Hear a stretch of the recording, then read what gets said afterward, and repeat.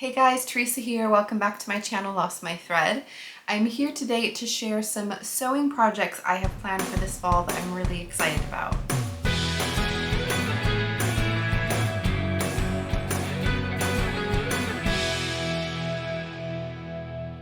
The weather has definitely turned and I feel like I am finally ready to put all those summer sewing projects to one side, move on to all the cozy, crisp autumn makes.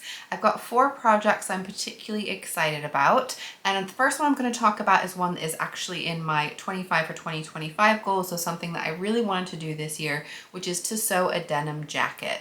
There were a few denim jacket patterns, but I've decided on the one that I'm going to go for. The pattern I'm going to go with is the Atenas jacket by Itch to Stitch. I actually bought this pattern, I want to say like the best part of 2 years ago with the intention of making this up. It is such a classic denim jacket, so it has all the lovely top stitching details. It has flat felled seams. I don't know if I've actually done proper flat felled seams before. I might have only done faux ones, so I think that would be fun to do. It's got the chest pockets with the buttons. Obviously, it's got buttons down the front. It's got cuffs with buttons. It has the little tab on the side as well with the button. It's got welt pockets. It just looks like what you visualize when you think of a denim jacket, and that is very much something that I would like to have in my wardrobe. It's something that I haven't had for many years, but I know when I've had them before, I have loved wearing them. I like wearing them with like t-shirt and jeans, turtleneck and jeans. I also really like them over dresses and over skirts. I feel like they're just so versatile. I feel like it's something that I can't believe I don't have, and I know that I would enjoy having one. This pattern, one of the reasons that I've wanted this one is because it comes with different bust cup sizes, because that is something for me, I know with denim jackets, I either would have previously had to buy them that they were a bit oversized to fit the bust, or fit my body and then be a bit tight on the bust. So I feel like this should be a good shape for me. I do find that Itch to Stitch has a pretty reliable sizing for me. They fit my proportions quite well, so I feel pretty optimistic. I will be doing a muslin of this one though, because I feel like there's just too much involved to just play it by chance. So I'll do a muslin, make sure I'm happy with the fit before I make it up. I had hemmed and hawed about the fabric to go for. I wanted to make it in proper denim. I wanted to make a denim jacket, and I decided to go for this denim. So this came from Sew Me Sunshine. It is a black denim and it is 12 ounce. I think it's like 11.7 ounce, so just under 12 ounce. So it is a pretty structured denim fabric, as you can see. It's a fairly heavy denim jacket, or denim fabric for a more heavy denim jacket, which I think will be really useful to have. Like I said, I wasn't sure about the colors, and blue denim, I feel like the indigo color can be so variable, and I do kind of also really want a blue denim jacket, so maybe that will have to come possibly next year. But I think black will be just such a great staple. We'll go with absolutely everything. The only thing with the black is that I have more of a debate about the top stitching. When it's blue, I would want like a gold top stitching thread, no question. But when it's black, I can either just go for black thread, which will be not visible, which I feel like won't really show the lines, the features of the jacket as much. I have a couple of threads that I'm considering, and I would love to get your thoughts on it. So I do have like the classic gold, which I think does contrast well. I think it works well in the black, but I also have a white top stitching thread, and I'm kind of wondering if maybe that will be a little bit more interesting and pop a bit more against the black. Let me know what you guys think. I'm probably leaning towards the gold and having like a kind of antique metal looking hardware, but I'm definitely a little bit on the fence. But I think one way or another, if I make this up, I will get so much wear out of it. It is on my list of goals for the year, so this fall, it has to happen. Now, that project was me thinking of the pattern first and finding the right fabric for it. The next one is very much the opposite. I have this incredible fabric that I've been sitting on, not quite sure what to do with, and I've decided what I want to do with it, and I think it's a perfect autumn make. The fabric is this glorious fabric. It's an Indian cotton. It is a textured, so it's very much like a crinkle cotton texture with this cross stitch over the top of it. I really hope that you guys can see. It has this wonderful crinkle texture, and it's this pale blue cross stitch over the top, but it definitely has a little bit of kind of natural give because of the crinkle nature of it. It is a lighter weight as far as like it's a little bit transparent. I don't know if you guys can see through. It's ever so slightly sheer, but not in a way that I think would make a difference for a blouse, which is what I'm planning to do with it. It has such a bounce and a buoyancy to it. It's really lovely to touch. It's just such a wonderful fabric, and I bought it not knowing what I wanted to do, but knowing that it was going to be most likely a blouse, and I do feel like I've picked the perfect pattern for it.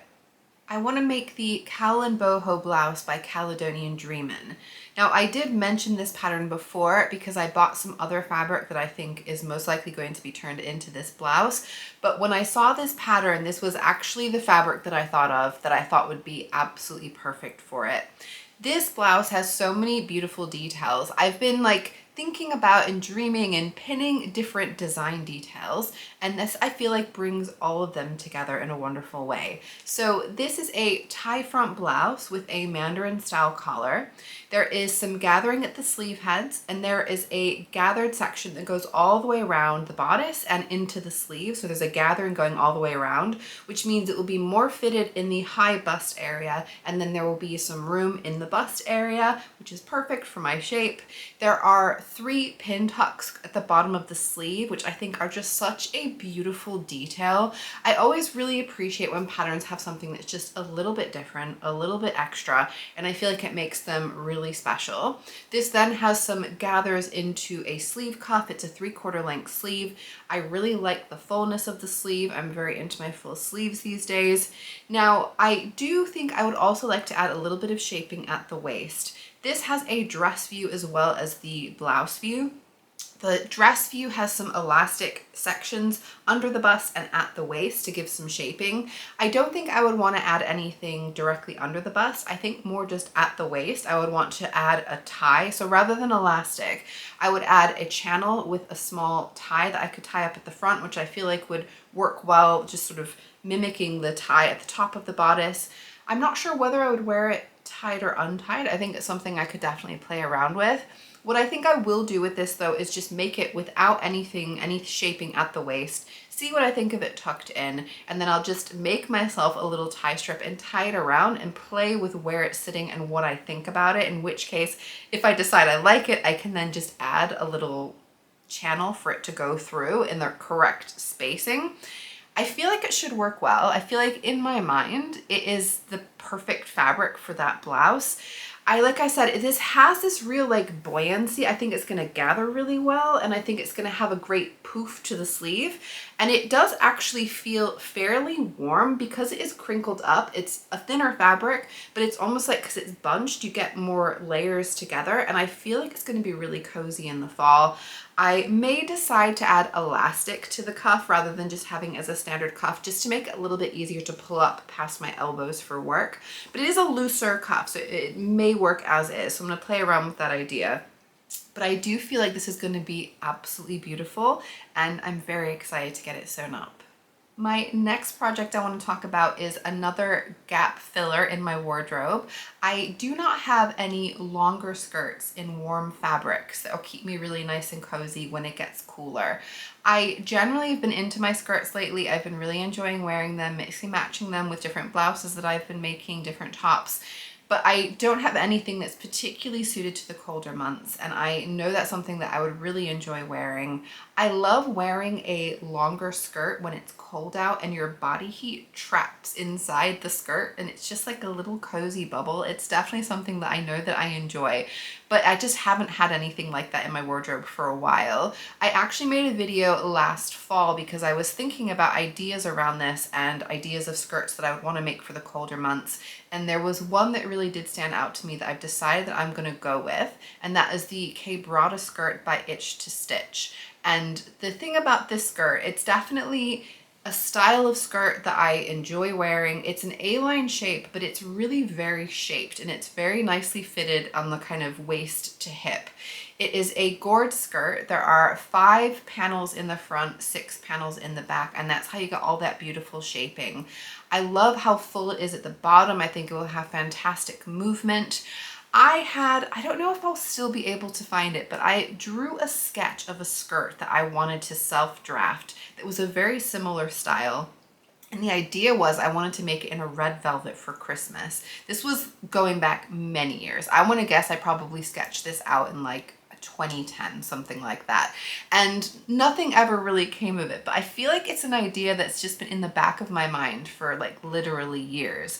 And self-drafting a gored skirt like this, it's entirely possible, but man, is it a faff. And as I said before, I feel like itch to stitch, the proportions of the patterns tend to fit me quite well. And so I feel like it should work. This is one that I'm not gonna make a muslin for, but I will make sure that I baste it together just to check that I'm happy with the fit on the top, because there are so many seams there that I feel like there's really a lot of potential to kind of move things around, take things out and take things in, that I think I can just get away with just seeing how it goes and then adjusting as needed. This skirt does have a zipper in the back, but there are no pockets, and I am absolutely planning to add some pockets. I want to add them at the side seam, but I want to have them extend all the way up to the waist. This has a waist facing, and so the idea is that I would have the pockets that are anchored up at the waist, and then the waist facing would fold over and cover it over. Potentially it would add a little bit more bulk into the area, but I don't think, because they're going to be really, the fullness of the pockets is going to be where the A-line skirt is fanning out, I don't think it's going to be a problem. It will be a little bit awkward to install them probably. I'll have to really put the rest of the skirt together and do the side seams last with the pockets there, but I think it's totally doable, and I think it would make me love this skirt even more. If it does work out well, who knows? There could be a red velvet one in my future at some point, but for now, I want to go with this lovely corduroy fabric. I think I said recently I felt like I was kind of getting past my corduroy phase. This was probably in like the early spring. It didn't last long, guys. I'm back in there wanting my corduroy. This is a navy blue corduroy. I would say it's kind of like a standard wale. It's not particularly wide or narrow. This is actually a stretch corduroy though, and it has a fair amount of give to it. The reason I like that for this design is because it is quite fitted. It's nice to have a little bit of give in the tummy, in the hip, in the bum when you're moving around. The pattern is not designed for a stretch fabric though, so I do think I need to be just, again, doing that based fit, and I'm not going to be surprised if I need to take it in a little bit here and there, but I feel like it will be a really good base, and I know that this color will be such a great staple in my wardrobe. Navy is one of my like favorite sort of neutral colors, and I wear a lot of things that will go, and I think it will be such a comfortable, cozy skirt to wear, made up in corduroy. I'm really excited about that one. That fabric came from a fabric swap that I got last year, and one of my goals this year was also to sew with at least 2 fabrics picked up at a fabric swap, so making that skirt up will also help me towards that goal. And finally, I want to sew up the Mia Messenger bag by BF Patterns. I bought this bag pattern as soon as it came out because I had sewn up the BF Bestie bag, really enjoyed putting that together, really liked the bag, liked the finishing. I felt like it was all really clear, it comes out really neatly. And this bag I have very high hopes for. It's a pretty different design. It's a cross shoulder, though apparently you can wear it over one shoulder. There are actually 3 strap lengths, so I'm not quite sure what I'm going to go with as far as the strap length. But the bag itself, it's one size. It's a pretty good size, I will say. It's a big bag. There is a zip that opens and closes the bag and an optional magnetic snap above that. I think I will go for the magnetic snap. I feel like it's a nice detail. I like the way the zipper is kind of inset. There's the sides of the bag come up over it. I feel like it looks really sleek. It looks really neat. I mean, that's something with the bag overall is I feel like it has a very simple modern design, which I like. It's not too faffy. It's not too fussy. I feel like it looks really clean, and there are pockets galore, which is what is definitely a big selling point for me. So there are 2 pockets on the outside on one side. It looks like there's a pocket on the other side, which I think is, they mentioned like an optional device pocket for like a tablet or something. But honestly, I'm just like, why am I not going to have all the pockets if I can have more pockets? Inside the bag, there's also an inside pocket with a zipper, which I really love. I feel like it will be a nice and fun one to put together. It shouldn't be overly complicated. I don't need to make a muslin. It doesn't need to fit my body. There's something quite satisfying about that kind of make when you make a bag. And I had been wanting to make this, like I said, I bought it when this pattern came out, but I really wanted to have the right fabric for it. And I went to Sew Me Sunshine recently. Harriet will let you go in if you just organize in advance with her. She's really lovely, and she'll also give you some good suggestions and tips, which I also appreciate. And I saw this fabric there, and it's one of those things, if I hadn't actually seen the fabric in person and touched it, I wouldn't have thought that it was the right fabric for this bag. But when I saw it, I was like, sold. That is the fabric that I want to make this bag. So this is, it's called a dead stock water repellent cotton blend trench coating fabric. So the color, it is very much like a khaki color. They call it olive. It's more like it's like a brownie olive, and I feel like it's maybe showing a little bit more. I think that's the most accurate, actually. I think that's a really good representation of the color. It is like a brownie olive color, and it has some like structure to it. It's basically, it's like what you would think for a trench coat. It has definitely that kind of trench to it. It is a cotton and polyamide blend, which is what makes it water repellent. And Harriet said they did some tests. It's actually really pretty doggone water repellent. However, I'm not going to go to the trouble of like putting water sealant in the seams or anything like that, but I do think it's nice that it's a little bit splash proof for a bag. I like that it's in a slightly darker color as well, again, just in case of any splashes. The thing about this fabric is it has a texture, which I know you're not going to be able to see, but it feels on that sort of, I would say the outside of it, like a suede-y brush texture. It feels super nice. Like, it's a really nice fabric to touch, and I feel like it's almost like standing up. I feel like it's going to be so good for a bag, having that crisp feel to it. And I wanted to find a lining fabric that coordinated well. I was looking through the remnants, trying to see if there was something that would be a good match. And I thought about Atelier Brunette, because I feel like this is a very Atelier Brunette kind of color. And they have lots of Atelier Brunette fabrics at Sew Me Sunshine. And I feel like I like their fabrics, but I don't really necessarily want them often as garments. Their designs, I feel like, aren't really particularly suited. Their geometric designs aren't really my kind of vibe for garments, but I thought it would work really well for a bag. And so I picked out this fabric. So this is a viscose fabric, Atelier Brunette. It's called Jane Divine Parma. I don't know, it's a bit of an odd name. I'm sure it means something to them. But as you can see, I think the colors are going to be so good together. It does not want to show up there for us. But yeah, it has these really cool circles. They're like, you know, cross-hatched, sort of stripy. There's something kind of painterly about the vibe. It's a really gorgeous fabric. Now, I will say it is a drapey fabric. It's a viscose fabric, and I think it would be fantastic for garments. I just personally wouldn't wear it as a garment. And I'm debating, I may decide to just interface the whole thing, because I feel like it might end up being a little bit too floppy for the lining of the bag, but I'm going to play around with interfacing a section, see what I think, put sort of other portions of the bag together and see if I think there's enough body in this, that this could be a little bit more drapey. Definitely tell me your thoughts if you guys have any strong opinions on that.